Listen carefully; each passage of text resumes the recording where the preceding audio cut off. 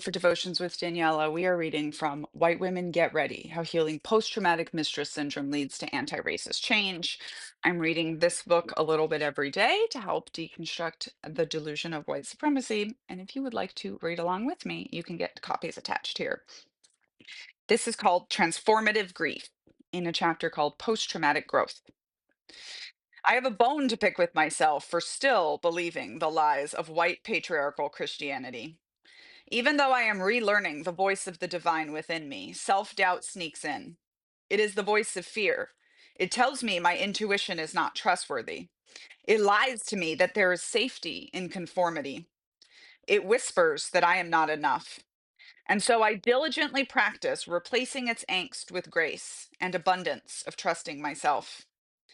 I have a bone to pick with my ancestors who let their unhealed trauma fester and mutate into the scabs of whiteness. I resent my lineage for leaving me such a shameful legacy, and with a lack of liberatory, cultural, and spiritual tools. Sometimes I feel overwhelmed by the task of exhuming that which has been buried for generations. I feel incapacitated by the buildup of silenced trauma, disoriented by the chosen traumas, chosen glories that we've deliberately proclaimed. My journey is disturbing the peace of my ancestors' lies. The public nature of my digging is disrupting the myth of peace in my family and community. This process of transformative grief is uncomfortable and terrifying work. There are days when I feel encouraged and days when I just shut down.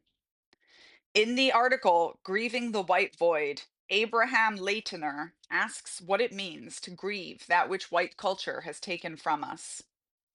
Grief is usually thought of as a product of losing something or someone. But what happens if parts of myself were tied off at the stump with the fine threads of white culture, never allowed to develop in the first place? What is the absence of humanity inside of me created by whiteness? And what would it mean to fully grieve that absence? I am grieving the cultural and spiritual wellness my ancestors forfeited to become white. I am grieving their choice to compartmentalize Jesus' words, "Blessed are the peacemakers," to mean only certain kind of violence, like serving in the military, but not others, like stealing land.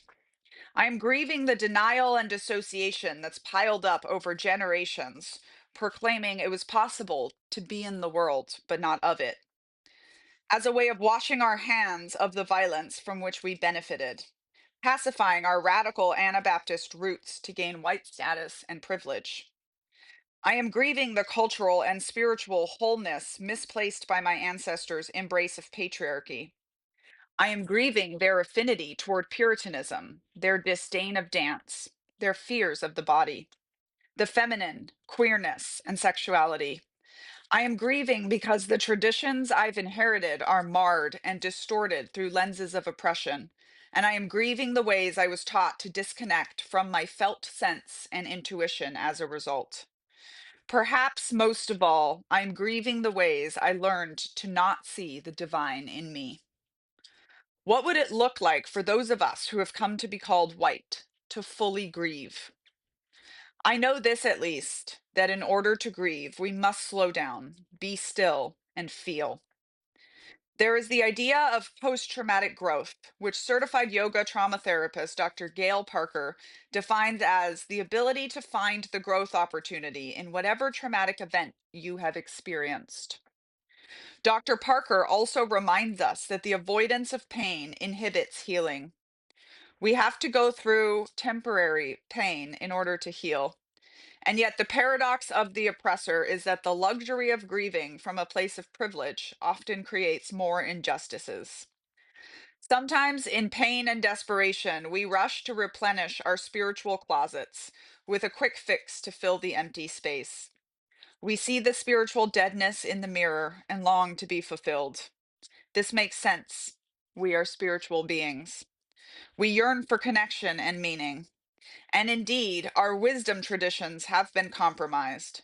Our practices were burned at the stake. Our intuition has been silenced, and our connections severed.